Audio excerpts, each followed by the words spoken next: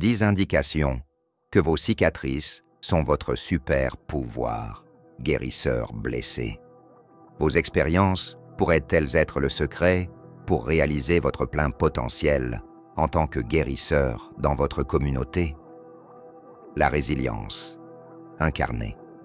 Vous êtes un guérisseur blessé qui transforme la tragédie personnelle en une source d'autonomisation pour les autres, ainsi que pour vous-même. Les cicatrices physiques, mentales ou psychiques sont de puissantes sources de force et de changement, ainsi que des rappels de souffrances antérieures. Accepter ces cicatrices ouvre un énorme potentiel qui transforme une blessure en un super pouvoir cicatrisant et inspirant. Un éveil spirituel profond est le premier signe que vous devenez un guérisseur blessé. Il s'agit d'un changement complet de votre point de vue, provoqué par le dur processus consistant à traiter vos cicatrices profondes, et pas seulement d'un changement d'habitudes ou d'idées. Vous commencez à vous interroger sur les aspects superficiels de la vie et aspirer à des expériences plus profondes et significatives à mesure que vous travaillez sur la souffrance. Souvent, cet éveil commence au beau milieu de vos pires situations.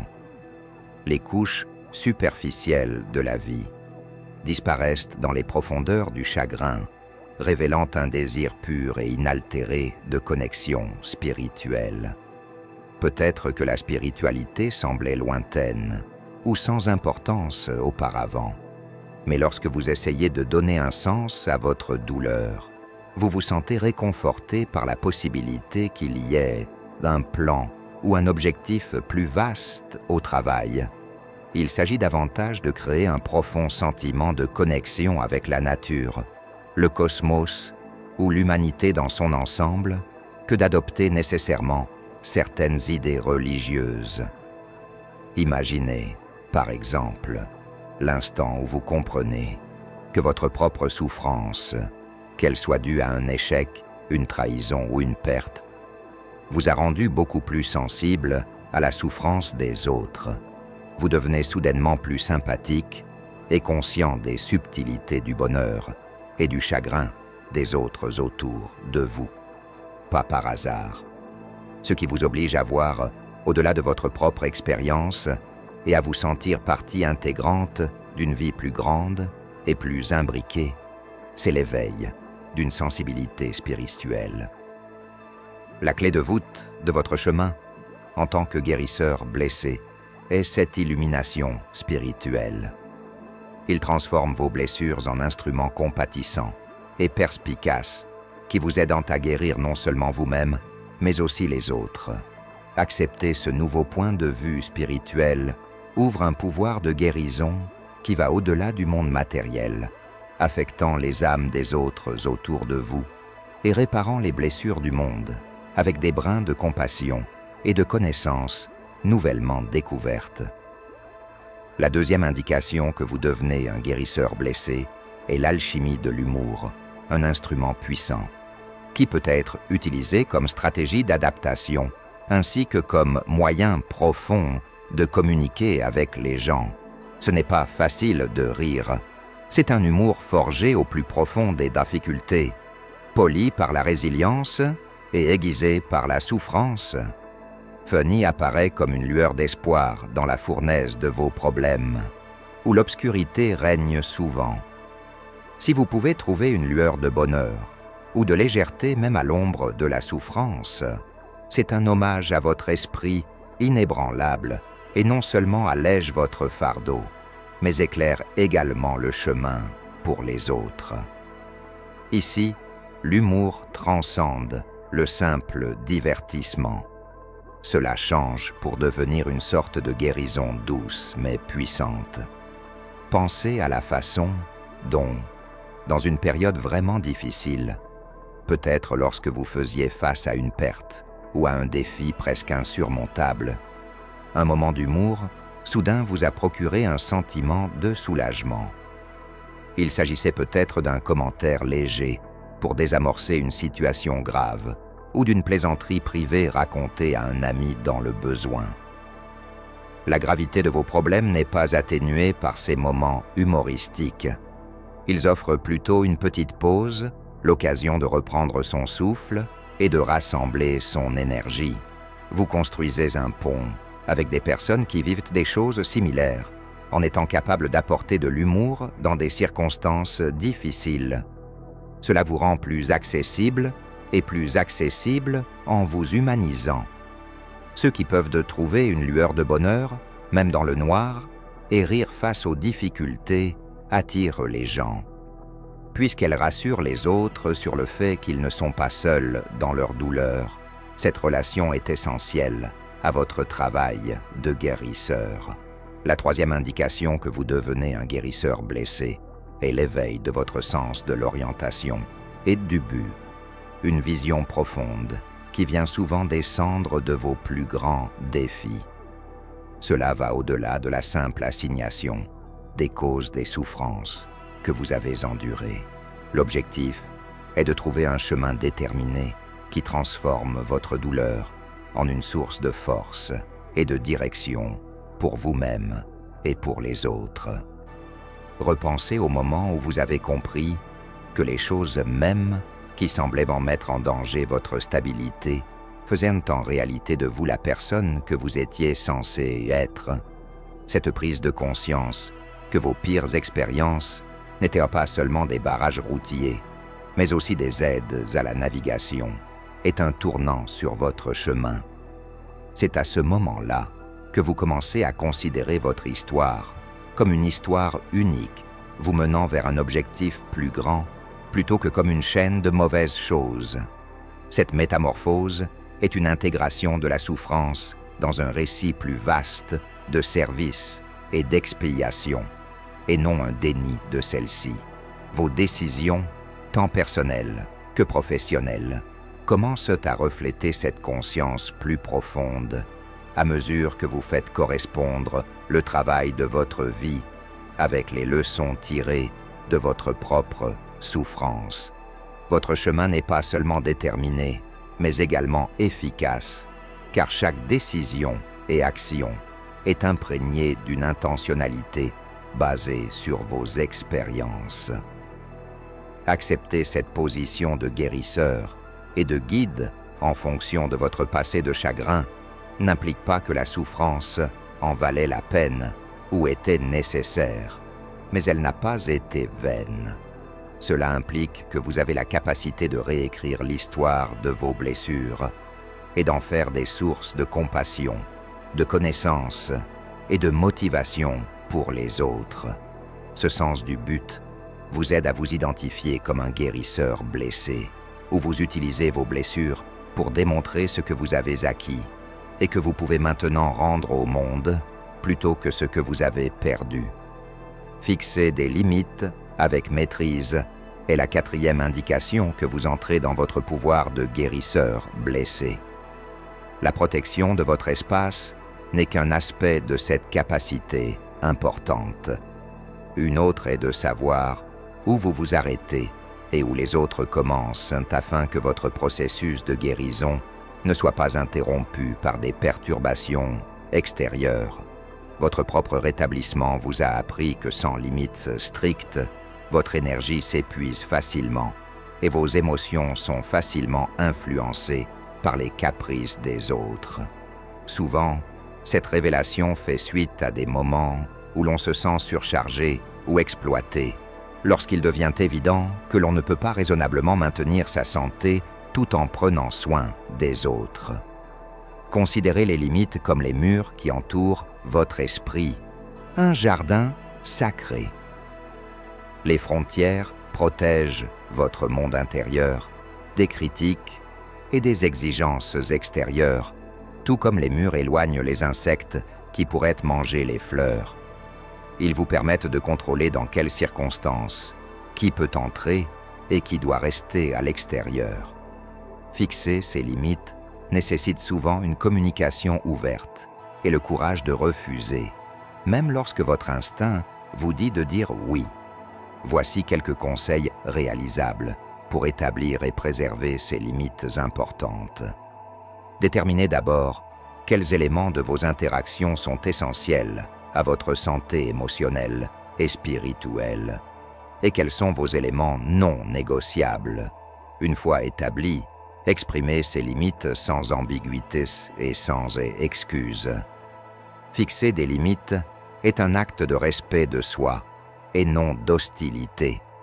Soyez cohérent pour commencer. Ce n'est que lorsque les limites sont constantes qu'ils peuvent être efficaces. Vos limites seront bientôt perçues comme des recommandations, plutôt que comme des lignes dures, ce qui permettra aux autres de les violer plus facilement si vous hésitez ou autorisez des exceptions. Et enfin, construisez un réseau de personnes qui honorent et respectent vos limites. Les personnes qui apprécient et soutiennent la préservation de votre espace personnel doivent se trouver à proximité immédiate. Ces alliés renforcent non seulement votre volonté, mais reflètent également, par leurs échanges polis avec vous, les avantages de frontières claires. La compassion révolutionnaire est le 5e indicateur que vous êtes en train de devenir un puissant agent de changement et un guérisseur blessé. Il ne s'agit pas d'un signe de tête désinvolte et d'un geste de sympathie. Il s'agit d'une compassion intense et transformatrice qui remet en question et œuvre à changer la façon dont la société perçoit la souffrance et le rétablissement. Votre satisfaction de simplement traiter les symptômes de votre douleur a disparu. Votre objectif est de transformer la façon dont la société perçoit la souffrance et y répond afin que le rétablissement devienne un processus plus inclusif et global. Cette compassion révolutionnaire résulte de votre compréhension du fait que de nombreuses normes sociales entourant la souffrance sont insuffisantes, voire préjudiciables. Vous savez que quelque chose doit arriver parce que vous avez été témoin de la fréquence à laquelle la souffrance est stigmatisée et les batailles émotionnelles sont étouffées sous prétexte de force. Votre compassion vous motive à aider les autres qui souffrent, ainsi qu'à soutenir des ajustements structurels qui reconnaissent et incluent l'essence même de la guérison dans la vie quotidienne. Utiliser votre voix est la première étape d'un activisme compatissant. Parler des vérités sur la douleur et sur la capacité de guérison est important pour tout le monde, pas seulement dans des contextes cliniques ou spirituels. Racontez votre propre histoire et les histoires des personnes que vous avez aidées, en soulignant comment la perception doit changer, passant d'une perception consistant à cacher le chagrin à une perception consistant à le reconnaître et à l'affronter tête baissée. Après cela, éduquez tout le monde autour de vous. Inspirez les individus à comprendre et à soutenir la santé mentale et le bien-être émotionnel au moyen d'ateliers, de publications, de médias sociaux ou de conversations. Encouragez dans les écoles, les lieux de travail et les communautés les méthodes qui favorisent l'acceptation et la résilience tant en privé qu'en public. Et enfin, collaborez avec des personnes et des organisations partageant les mêmes idées. Même si l'activité compatissante est puissante, travailler avec d'autres peut accroître votre influence. La collaboration est essentielle, qu'il s'agisse de soutenir des programmes de santé mentale, de faire pression en faveur de changements législatifs ou simplement de fournir des lieux où les gens peuvent s'exprimer librement et penser leurs blessures. Il n'y a aucune puissance calme derrière votre compassion révolutionnaire. C'est une initiative absolument nécessaire, audacieuse et bruyante. En assumant ce poste, n'oubliez jamais que vos objectifs vont au-delà d'aider les gens. Leur objectif est de changer la façon dont la société perçoit la souffrance et le rétablissement, permettant ainsi une société plus compatissante. Le 6e indicateur que vous devenez un véritable guérisseur blessé est le développement d'un leadership compatissant, un trait développé à cause plutôt qu'en dépit de vos échecs antérieurs. Ce type de leadership se distingue par l'empathie, la compréhension et un lien profond avec les expériences des gens, plutôt que par le pouvoir ou le commandement. Vous êtes désormais un leader qui dirige depuis le sol, plutôt que depuis un piédestal, en raison de votre expérience personnelle du chagrin, qui vous a donné un aperçu particulier de la souffrance et de la résilience humaine. Ceux qui ont transformé leurs blessures en atouts et leur lutte en témoignages sont des exemples de leadership compatissant. Pensez à des dirigeants comme Nelson Mandela qui, après près de 30 ans de prison, en est ressorti déterminé à rassembler un pays divisé. La compassion et l'empathie, nées de ses propres expériences d'injustice et d'emprisonnement, ont imprégné son leadership. La capacité de Mandela à sympathiser avec les souffrances des oppresseurs et des opprimés lui a permis de promouvoir une voie de guérison et de pardon, transformant ainsi l'héritage douloureux d'une nation en un héritage de paix. Pensez également à un dirigeant d'entreprise qui a surmonté une enfance mouvementée, peut-être caractérisée par l'instabilité et des difficultés financières.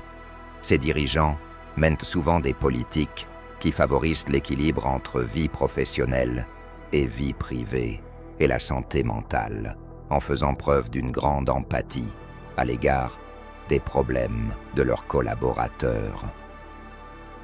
Leur leadership est basé sur une expérience directe des difficultés. C'est pourquoi leur soutien au bien-être des employés est un objectif personnel autant qu'une politique. Votre conscience croissante de la nature humaine, qui découle directement de vos propres expériences douloureuses, est la 7e indication que vous devenez un puissant guérisseur. Cette compréhension profonde des subtilités et des faiblesses présentes dans la condition humaine n'est pas quelque chose qui se produit simplement. C'est quelque chose que vous avez gagné grâce à vos expériences.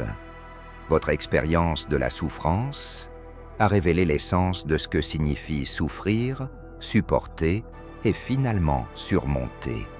Il a enlevé la surface, en plus de découvrir vos propres avantages et inconvénients. Ce voyage vous a donné une perspective sympathique envers les autres. Lorsque quelqu'un se déchaîne avec rage, par exemple, vous ressentez le chagrin sous-jacent, les besoins non satisfaits ou la peur qui motive son comportement, tandis que d'autres ne voient que le sentiment superficiel. Connaître les causes du comportement humain vous donne une capacité particulière à réagir à la personne derrière le comportement, ainsi qu'au comportement lui-même. Doté de ces connaissances, vous pouvez les appliquer à un développement personnel considérable et aider les autres sur leur chemin. Dans les relations intimes, cela peut se traduire par une meilleure capacité à offrir un soutien véritablement sensible aux besoins de vos amis et de votre famille. Sur le plan professionnel, vos connaissances vous aident à gérer et à résoudre les différends avec plus de succès, à encadrer les autres avec empathie et à créer des lieux de travail solidaires et bienveillants. Que vous travaillez dans le conseil, la gestion ou tout autre poste impliquant une dynamique interpersonnelle.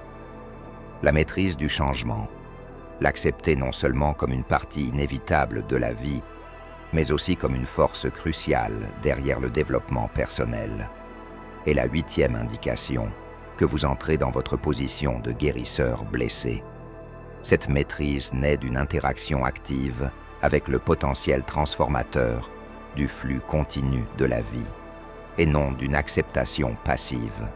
Vous êtes conscient que chaque étape de votre vie et chaque virage de la route doivent être terminés, puis, espérons-le, repris. Grâce à votre propre processus de guérison, vous êtes parvenu à identifier les signaux d'alarme d'un changement imminent. par exemple un malaise croissant face à la situation actuelle ou une opportunité inattendue qui vous oblige à sortir de votre zone de confort. Vous savez désormais qu'il faut accueillir ces indications plutôt que les combattre, car vous comprenez que même si le changement peut être difficile, il entraîne également développement et rajeunissement. Pensez au fait qu'avant qu'une chenille puisse devenir un papillon, elle doit se soumettre à sa propre désintégration à l'intérieur de la chrysalide.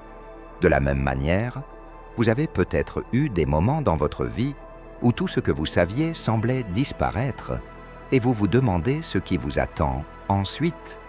C'est néanmoins à ces moments-là que vous avez découvert de nouveaux talents, acquis de nouvelles capacités et acquis de nouvelles perspectives qui vous ont préparé pour la phase suivante. Il faut une grande foi au cours de la vie pour traverser les changements de la vie avec grâce et optimisme.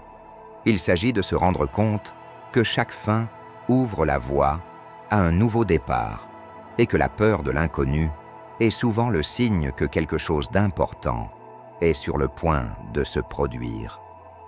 Vous utilisez vos expériences pour aider les autres à traverser des changements comparables en leur apportant de l'empathie et des conseils qui éclairent le chemin. Prendre conscience et développer profondément votre force intérieure, une force formée dans la fournaise de votre traumatisme et durcie à la suite de votre guérison, est la 9e indication que vous devenez un véritable guérisseur blessé. Il s'agit d'un métamorphisme qui vous permet de vous épanouir d'une manière que vous n'auriez jamais pu imaginer, et pas seulement de survivre. C'est une force qui vous donne de la perspicacité, de la résilience et un profond sentiment de détermination qui dirige chacune de vos actions. Vous avez appris que la véritable mesure de la force n'est pas la façon dont vous supportez une tempête, mais la façon dont vous grandissez dans son sillage. Repensez aux occasions où vous vous êtes senti brisé, où la douleur semblait trop intense pour être endurée. Et maintenant, regardez-vous, non seulement debout, mais aussi avançant d'un pas plus fort et avec une vision plus définie. Cette force intérieure est votre arme secrète, celle qui vous permet d'affronter les obstacles de la vie avec un courage à la fois sans prétention et indomptable. Pour exploiter et cultiver davantage cette formidable force intérieure, commencez par reconnaître vos combats passés. Réfléchissez aux fois où vous avez surmonté des obstacles que vous pensiez autrefois insurmontables. Cette réflexion ne consiste pas seulement à vous accorder du crédit. Il s'agit de comprendre les qualités et les actions spécifiques qui vous ont permis de vous en sortir. Était-ce votre ténacité, votre foi, votre créativité, ou peut-être une combinaison des trois? Les reconnaître peut amplifier votre confiance dans votre capacité à relever les défis futurs. De plus, maintenez des pratiques qui favorisent votre bien-être mental et émotionnel. Cela peut inclure une méditation régulière pour favoriser la clarté mentale et la stabilité émotionnelle, la tenue d'un journal pour traiter et enregistrer les enseignements de vos expériences ou la pratique d'une activité physique pour renforcer la connexion corps-esprit. Chacune de ces activités renforce votre résilience intérieure, garantissant que vous êtes bien équipé pour gérer de nouveaux stress. Le 10e signe que vous avez véritablement assumé votre rôle de guérisseur blessé est votre émergence en tant que phare d'inspiration. Votre voyage, marqué par des épreuves et des triomphes, non seulement remodèle votre vie, mais ouvre également la voie aux autres. C'est l'histoire de votre guérison, racontée avec authenticité et courage, qui peut élever, motiver et catalyser le changement chez ceux qui vous entourent.